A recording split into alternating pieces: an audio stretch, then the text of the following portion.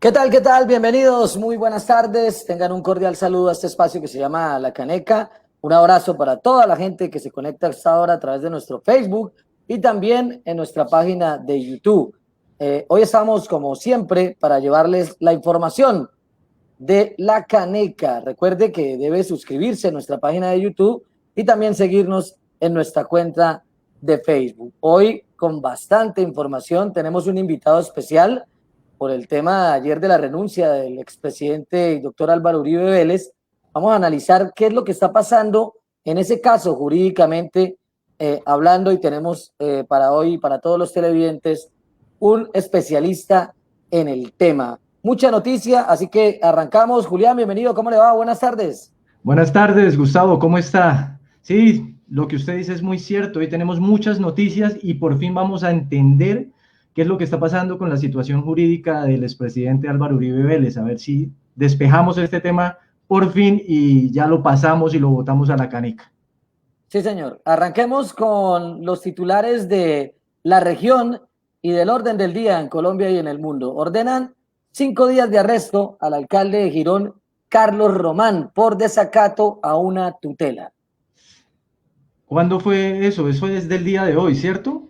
Sí, señor, eso fue, ya lo habían suspendido, lo habían suspendido 5 días por este desacato, eh, y Es decir, el día de ayer se dio la orden de arresto y 5 días de arresto para el doctor Carlos Román, y adicional a eso, Julián y amables televidentes, una sanción, una multa por 5 salarios mínimos legales vigentes. Es lo que han sancionado al actual alcalde del municipio de Girón.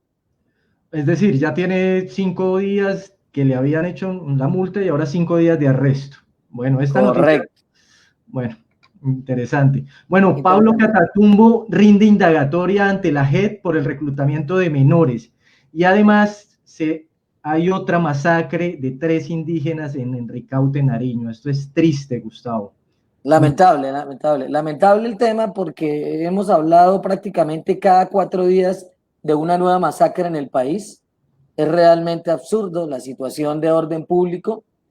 No hay control del Estado en diferentes regiones de Colombia, y esto se ha hecho notar a través de estos sucesos lamentables realmente, que no deberían estar permitiéndose y sucediendo acá en el país nuevamente. Y el tema de Catatumbo, sí, todos conocemos, hay una parte de la guerrilla que se sometió a un proceso de paz y que tiene que rendir declaraciones, y cuando sean llamados a indagatoria asistir, como en este caso el señor Pablo Catatumbo, que hoy rindió indagatoria ante la JEP, la Justicia Especial para la Paz, por el tema específicamente, Julián, de reclutamiento de menores de edad en el conflicto. Así que estará rindiendo indagatoria y estamos esperando el pronunciamiento de la JEP sobre esto, a ver qué pasa con el proceso de Pablo Catatumbo. Así, otros integrantes de la antigua FARC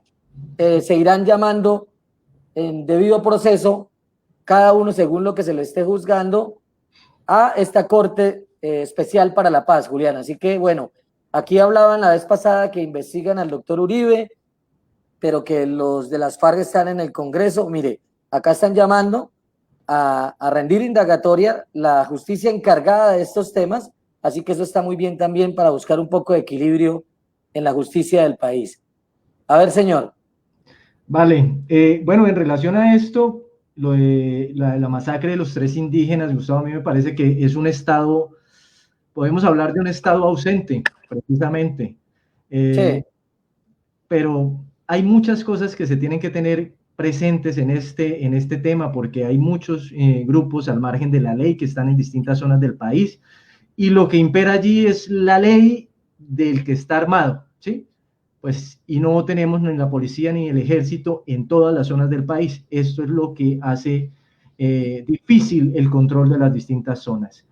bueno, tema que podemos analizar más adelante en otro momento. Hoy queríamos informar porque hay que hacerlo, la noticia lamentable.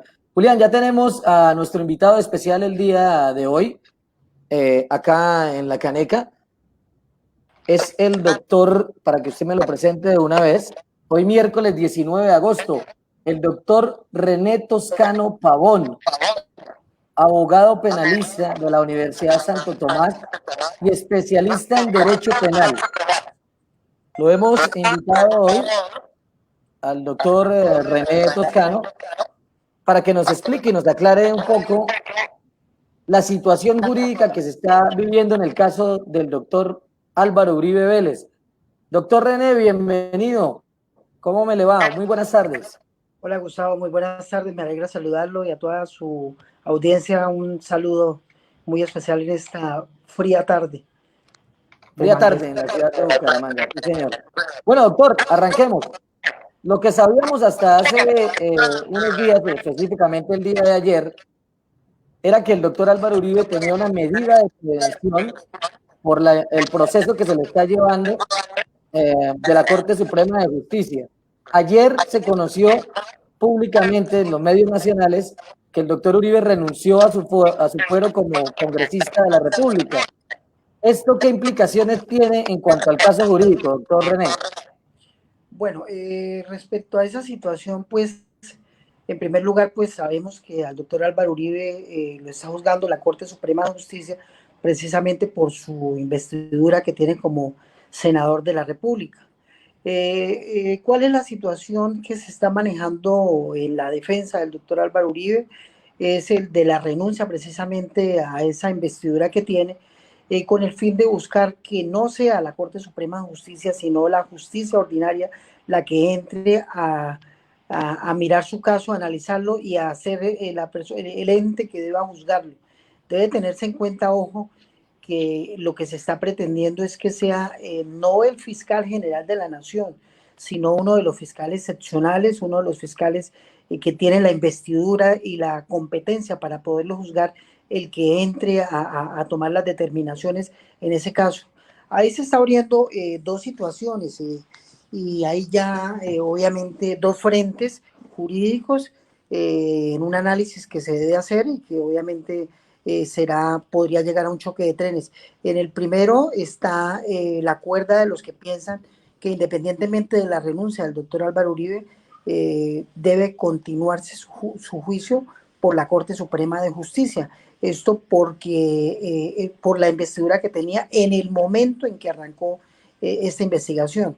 Y por el otro lado, están los que piensan que esto debe hacerse directamente por la Fiscalía General de la Nación en cabeza de uno de sus fiscales seccionales o en cabeza del fiscal que le corresponde. Reitero, no se trata de un fiscal, no se trata del fiscal general de la Nación el que tome la investigación, sino uno de los fiscales seccionales que haya ahí.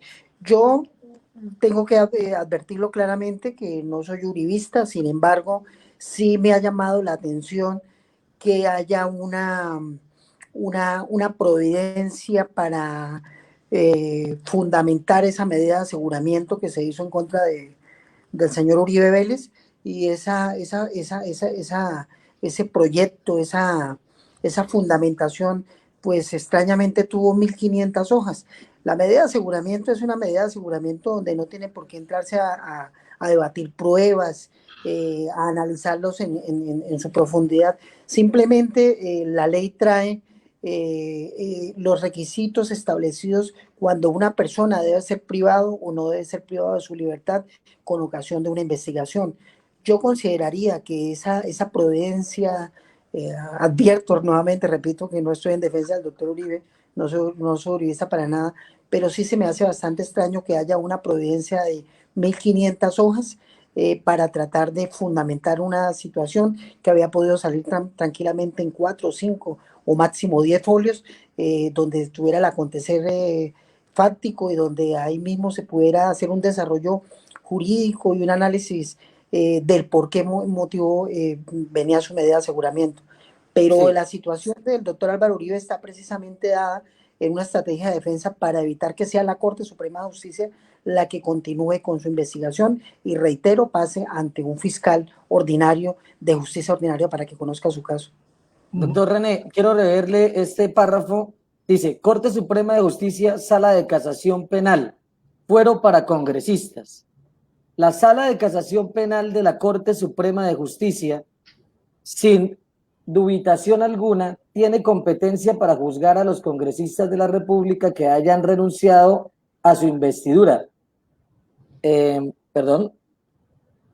Al tenor de lo señalado en el parágrafo del artículo 235 de la Constitución Política, cuando el delito atribuido es de los llamados propios o de responsabilidad, dado que tales conductas ilícitas no pueden ser cometidas sino en relación con el cargo o la función, como sucedería con la concusión, el cohecho, el prevaricato y otras ilicitudes. Es decir, este párrafo de la Constitución dice que los hechos deben estar relacionados con su función como congresista.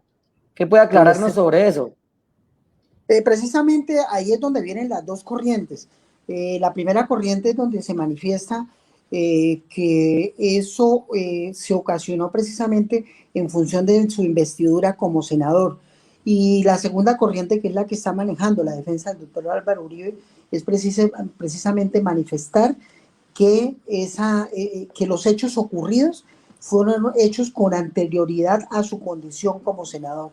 Recordemos que esta investigación por el cual se dictó la medida de aseguramiento con detención domiciliaria al señor Uribe se da por una propia denuncia formulada por él contra el señor Cepeda, eso lo sabemos todos, y donde después de haber hecho la investigación correspondiente, la Corte Suprema de Justicia consideró que efectivamente existían indicios donde se podía demostrar que el señor Álvaro Uribe Vélez manejó o manipuló testigos con el fin de poder demostrar la denuncia que había formulado. Entonces, ellos están alegando que no fue por una situación de su investidura, sino que fue por una situación que nada tenía que ver con su condición de senador y que eso se presentó con anterioridad. Reitero, son dos corrientes y dos posiciones totalmente respetables y son dos posiciones que al enfrentarlas los dos tendrían un análisis y un debate jurídico que podría dar para interpretaciones. Recordemos que la ley no es una matemática de 1+1 esta ciencia jurídica no es la matemática de 1+1. Entonces sí es dado al tema de interpretación. Yo consideraría, bajo mi aspecto, pues que independientemente de la inclinación que tenga en mis corrientes políticas, consideraría que sí hubo un exceso en la interpretación por parte de la Corte Suprema de Justicia. Esa es la situación y ese es el argumento que más o menos se está manejando en este momento por parte de la defensa y precisamente basado en nuestra carta política, en la Constitución Nacional. Doctor, otra cosa, o Julián, Sí. ¿tiene alguna Doctor cosita? René, en referencia con el proceso, pues todos vimos la entrevista que tuvo con Vicky Dávila, Sí, señor. ¿sí? Pero muchos quedaron con la duda, o sea, ¿por qué Álvaro Uribe puede realizar esta entrevista aún teniendo esta medida de aseguramiento? ¿Por qué se permite, la Corte puede restringir esas alocuciones en medios de comunicación? Sí, no, y en qué casos, y por qué en este sí. A ver, Julián, el tema de la prisión domiciliaria es un tema sui generis muy especial que le permite a una persona tener una medida intramural, pero esa medida intramural está dentro de su casa. Es decir, que si se analiza en el fondo, yo consideraría que el hecho de habérsele hecho una entrevista dentro de su casa no está prohibido por la ley. Considero que la entrevista que hizo Vicky Dávila dentro de su prisión domiciliaria, ya en sus 1.500 hectáreas, no salió de la ilegalidad y él puede expresar sus opiniones.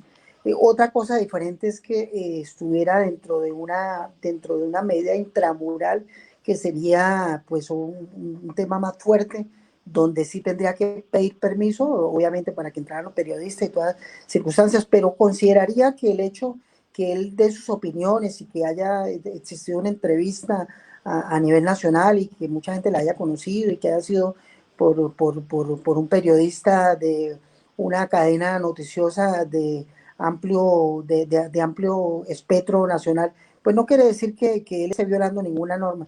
Consideraría que estuvo dentro de la legalidad, consideraría que a pesar de que sí puede ser reprochable porque de pronto podría llegar a atentar contra la reserva que hay en esa investigación, eh, desde que él mida sus situaciones y de que él dé su derecho de opinión, no consideraría que sería ilegal.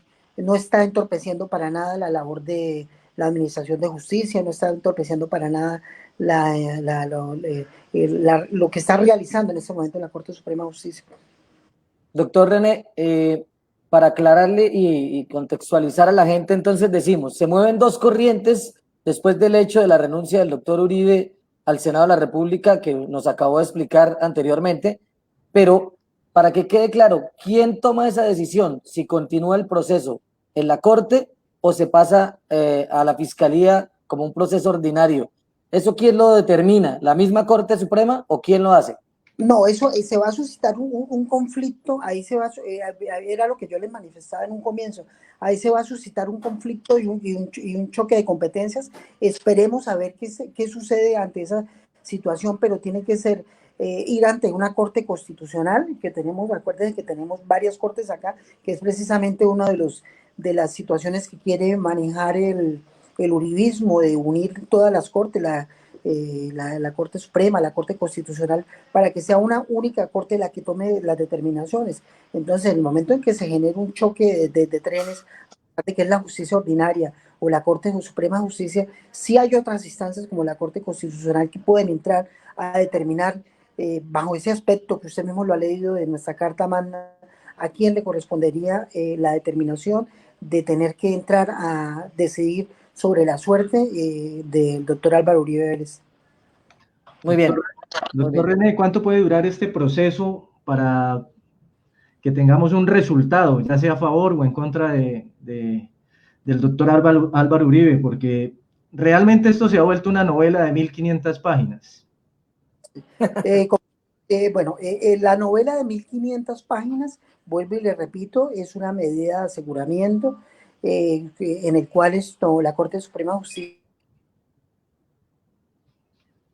Perdimos conexión. Sí, perdimos, ya lo tenemos. ¿Me están escuchando? Sí, sí, doctor. Siga, por favor. En donde la Corte Suprema de Justicia justifica la medida de aseguramiento en contra del doctor Álvaro Uribe. Sin embargo, pues estamos hasta ahora a puertas de iniciar ese proceso. Eso tiene...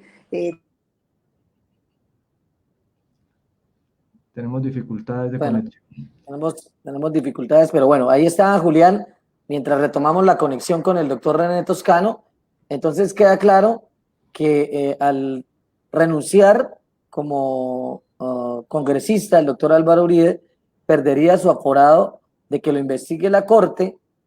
Leímos un párrafo de la Constitución Nacional donde dice que seguiría la investigación en la Corte Suprema, así renunciara el presunto procesado al Congreso de la República, seguiría siendo investigado siempre y cuando los delitos se hicieran con relación a su función como senador de la República o congresista. Eso era lo que nos explicaba el doctor Toscano, ¿sí? Que hay dos posiciones, una que obviamente que los delitos fueron cuando él era senador y otra que sí, cuando fue senador, pero que no estaban relacionados con las funciones. Esta es la posición de la defensa, ¿sí? Para que pueda ir a la justicia ordinaria, ¿sí?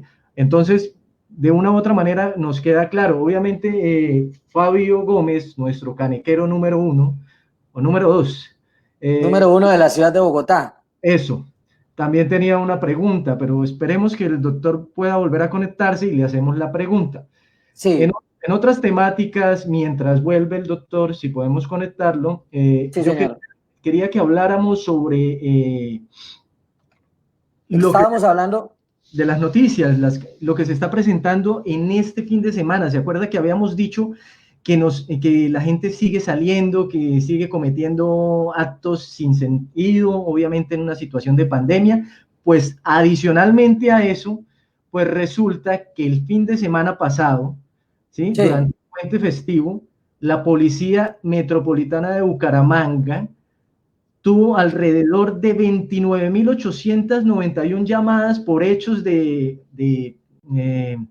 rumbas, de fiestas, de personas incumpliendo la ley seca, incumpliendo la cuarentena, y además fueron capturadas más o menos unas 62 personas por delitos relacionados con riñas y consumo de estupefacientes. Eso que nos deja Porte ilegal de armas, súmele también. ilegal de armas, sí. Eso nos deja ver que pues la sociedad o el AMPA o la delincuencia en nuestra ciudad pues no está en cuarentena. Entonces, correcto. También tengan cuidado. Hoy en ese tema, en el municipio de Girón, que hablábamos al principio del programa sobre el arresto por desacato a una tutela del alcalde del municipio de Girón, Carlos Román, la Policía Metropolitana de Bucaramanga hizo una intervención grande, una redada, frente a varias bandas criminales que funcionan en el municipio de Girón. Esta noticia está en desarrollo y la daremos con mayor actualidad el día de mañana, ya con cifras, según lo que nos pueda suministrar la policía, el comando de la policía de Bucaramanga. Pero se sigue atacando entonces, Julián, todas estas bandas de microtráfico en Girón, en Piedecuesta. Fue hace 20 días también la intervención de la Policía Metropolitana de Bucaramanga. No están dando abastos, pero la policía también trabaja en cuarentena, así como los delincuentes lo están haciendo. Eso está bien.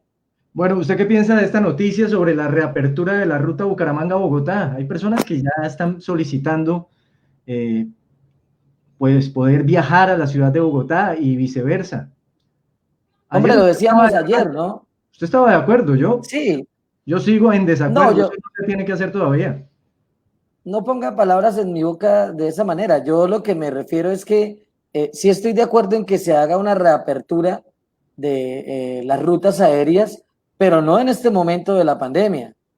Debemos esperar, porque bien nos lo decía acá el invitado especial, el doctor Daniel Acevedo, que esperamos en Bucaramanga y su área metropolitana el pico de la pandemia para finalizando el mes de octubre.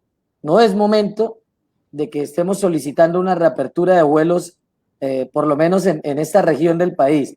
Pero así lo ha hecho saber la Aerocivil, Julián. Solicitó la reapertura aérea de la ruta entre Bogotá, Bucaramanga.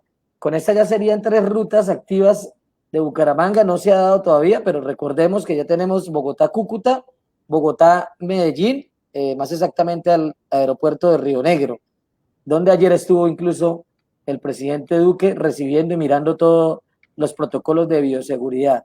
En estos momentos, le digo a usted, no estoy de acuerdo en reaperturar esas rutas. Interesante lo que se hizo ayer con un plan piloto para saber cómo van a cambiar de ahora en adelante los vuelos nacionales, lógicamente, qué temas de seguridad se van a tomar cuando ya se reactive las rutas, pero en estos momentos en nuestra región no estamos para aperturar realmente rutas aéreas, menos a la ciudad de Bogotá, que es la capital del país, donde más movimiento de personas podemos llegar a tener a través de los aeropuertos, ¿no? Sí, entonces, sí. Rechazado a la caneca esa solicitud de la Aerocivil. La solicitud de Aerocivil, sí señor, tiene toda la razón. Y en deportes, Gustavo Andrés, ¿sí sabía que Egan Bernal y Richard Carapaz comandarán el equipo de Ineos en el Tour de Francia? Eso es una noticia súper buena, una espectacular noticia. Hoy ganó también un ciclista colombiano, hombre, se me escapó el nombre aquí, es el más ganador, Fernando Gaviria. Tiene un triunfo más en carreras internacionales que el mismo Nairo Quintana. Hoy consiguió un triunfo más y es espectacular lo de Egan y le quiero decir porque Chris Froome, que es la leyenda de los últimos años del Tour de Francia y del ciclismo mundial británico, junto a su coequipero de siempre, Geraint Thomas, también británico, han sido descartados por el equipo de Ineos para correr el próximo Tour de France. Entonces, el capitán, el líder del equipo, es el actual campeón, Egan Bernal, que a sus 23 años va por el segundo título en el Tour de Francia. Eso es excelente. El coequipero en este caso es Richard Carapaz, un ecuatoriano que también está haciendo unos papeles sensacionales en las diferentes rutas europeas y rutas del ciclismo mundial. Bien por los colombianos, bien por Fernando Gaviria, hoy en el triunfo nuevamente suena el himno de Colombia en las carreras internacionales, y espectacular lo de Egan Bernal, que va a ser líder de su equipo. Entonces puede comenzar una nueva hegemonía, ¿no? Ya se está terminando la de Chris Froome y puede comenzar a sonar duro la de Egan Bernal, y afortunadamente para nosotros es colombiano, es colombiano. Es También el uno, deporte, es uno sí, dígame. de los más opcionados para ganar el Tour, si no el más opcionado para ganar el Tour este año, por su Claro, sacrificio y su eh, preparación. ¿Me iba a decir algo de sí, fútbol? sí, señor, quedó lista la nueva final de la Champions League. La nueva final de la Champions League. Ganó 3-0 el Bayern Múnich al equipo del Lyon. Arrancó con todo, lo tenía sobre las cuerdas desde el primer minuto. Fueron más o menos unos 15, 20 minutos intensos del Bayern Múnich atacando. Se empezó a soltar un poquito el equipo del Lyon. Tuvo una jugada de gol increíble que dilapidó. Hubiera podido ser otro el cantar donde entre esa pelota, pero estaba ahí el portero del Bayern Múnich asegurando todo, y finalmente terminó ganando y goleando el Bayern Múnich, que se va a ver las caras, el poderoso Bayern, el próximo domingo frente a Neymar y su combo, Neymar, Mbappé, Di María y todos los amigos que no se las creen. Entre otras cosas, Julián vio las imágenes en París. Hombre, la gente sin tapabocas, sin caretas, echando pólvora, tomando, bebiendo en las principales calles parisinas, en el Arco del Triunfo. Todo era fiesta, maicena. Se les olvidó el COVID por un momento, porque en un hecho histórico su equipo, el Paris Saint-Germain, llegó por primera vez a una final de la Champions League. Pero me parece que las Esperemos que esa autoridades se felicidad, quedaron corticas. esperemos que Corticas porque esa felicidad no se las cobre el COVID en unas semanas. no se lamente en un rebrote próximamente, porque realmente las imágenes dan terror. Pues es gente celebrando un triunfo futbolístico, pero a uno le da miedo que en plena pandemia, abrazados en las calles, tomando de las mismas botellas, celebrando, dándose besos, bueno, en fin, esto realmente me parece que se quedó cortica las autoridades francesas con la celebración de los hinchas del Paris Saint-Germain. Sí, Sí, señor. es muy triste, muy triste. Bueno, lástima, hombre, estamos esperando a ver si el doctor René Toscano se puede reintegrar al programa. Tal vez le surgió algo, lógicamente, de urgencia, pero yo también quería, Julián, que tocáramos el tema de las denuncias de la Corte Suprema, que recibieron la Corte Suprema, de acoso sexual y acoso laboral. Y tenía al doctor René Toscano para preguntarle precisamente a él, ¿qué pasa en estos casos? Aquí se habla de que la Casa de Casación solicita que el Congreso de la República sea quien retome esa investigación ante los magistrados que están siendo acusados de abuso sexual y de abuso laboral, ¿no, Julián? Sí, sí, precisamente lo que están pidiendo es que no sea la justicia ordinaria, sino una corte especial, precisamente. Pero en ese caso, yo creo que también es una temática para desestimar a la corte. Es que hay algo que se llama cortinas de humo, ¿sí? Es las noticias que están saliendo para desestimar los procesos que se están llevando a cabo en otros ámbitos. Esto es pues no normal, pero digamos que se presenta en cualquier tipo de organización, que no debería pasar, pero no es un hecho para ser tan resonado, ¿sí? Digamos que en este momento hay cosas mucho más importantes que tenemos que tener en cuenta, problemas en la salud de Colombia, los médicos se nos están muriendo, las personas, nuestros familiares, todos tienen problemas de salud. La Sí, educación, los niños en distintas zonas del país no tienen cómo acceder pero a la perdóneme, educación. Para perdóneme, mí hay cosas más importantes en este momento que podamos discutir, que un problema, pues no es menos importante o no se debería, pero no es para darle pero un perdóneme, a mí sí me parece delicado que las personas que imparten justicia en este país, que son los altos magistrados y jueces, tengan denuncias de acoso sexual y laboral. A mí me parece un tema realmente delicado.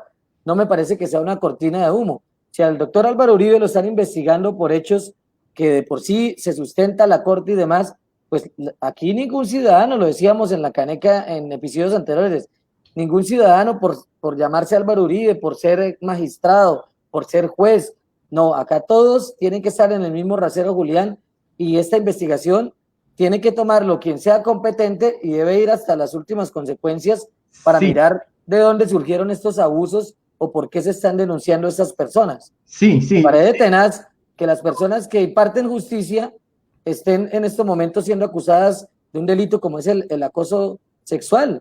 No, Eso no lo podemos, no se puede concebir. yo estoy totalmente de acuerdo con usted. Que les caiga todo el peso de la ley. La cuestión, lo que le estoy diciendo, es el manejo mediático de la noticia, ¿sí? Que la ley se ejecute y les caiga donde tenga que caer y a quién, no importa si es el alto magistrado, si es Álvaro Uribe Vélez, si es el vecino allí de la esquina. La ley es la ley y nadie está por encima de la ley, que eso sea el principio que rija a nuestra nación. Pero que se le dé el manejo, la mediatización que se le Sí. está dando, ese es el problema. A eso es que yo me refiero. Bueno, está bien, está bien. De todas maneras, esas son las noticias entonces del día de hoy a todos los canequeros. La invitación, Julián, para toda nuestra gente, recuerde suscribirse en nuestra página de YouTube. Allá, vaya a la página de YouTube. En estos momentos estamos saliendo en directo en YouTube también, ¿verdad?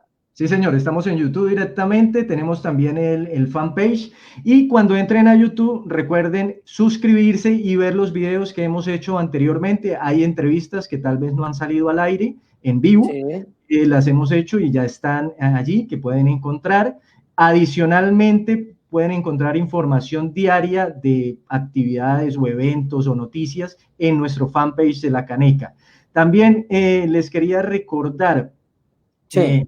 por favor, cuídense, no salgan si no tienen que salir, cuiden todo lo que traen de la calle y cuiden la vida, las de ustedes y las de sus familiares y las de sus vecinos. Pero antes de finalizar, para que dejemos claro, Gustavo Andrés, Sí. y dejar ya definido este tema, ¿qué es lo que va a pasar con Álvaro Uribe? ¿Qué nos contó el doctor Toscano? Bueno, haciendo una conclusión de lo que nos contó el doctor René Toscano, prácticamente va a haber un conflicto entre poderes para determinar, según todo lo que nos dice la Constitución, lo que pueden decir los magistrados, lo que puede decir el poder legislativo, el Congreso, se va a armar un conflicto para determinar en dónde debería continuar el proceso de investigación al doctor Álvaro Uribe. Según la Constitución, debería ser la misma Corte quien siga, pero en defensa del doctor Álvaro Uribe se dice que esos delitos de los cuales se le acusan no se hicieron en ejercicio de su función como congresista. Entonces, ahí es donde está el problema, ahí es donde está el debate, ahí es donde los abogados van a tener que disputar, los defensores de Uribe y los que están acusando al doctor Uribe, es donde se va realmente a determinar el conflicto. Van a ser días donde vamos a ver pronunciamientos, noticias de este tema que nos pudo aclarar afortunadamente el doctor René Toscano acá para toda nuestra audiencia. Así Sí, que, Julián, sí, sí, señor. Que si alguien necesita alguna asesoría en referencia a temas penales, pues pueden buscar al doctor René Toscano Pavón. Me imagino que en sus redes sociales estaremos preguntándole si podemos proporcionar información de asesoría y lo publicaremos en La Caneca, en el fanpage, para todos aquellos que tengan dudas en temas jurídicos. sí, señor. Bueno, nos estamos despidiendo. Mañana tenemos un tema interesantísimo. Vamos a hablar sobre el comportamiento de los niños y qué hacen los padres con sus hijos en estos tiempos de pandemia. Vamos a traer una especialista, psicoterapeuta, que nos va a explicar qué podemos hacer con nuestros hijos, qué temas le podemos recomendar, qué actividades le podemos poner a nuestros hijos. Y hay dos tipos de padres, ¿no? Hay padres que están trabajando y tienen esta problemática de que necesitan trabajar, el tema del teletrabajo desde la casa, y los hijos están ahí encima.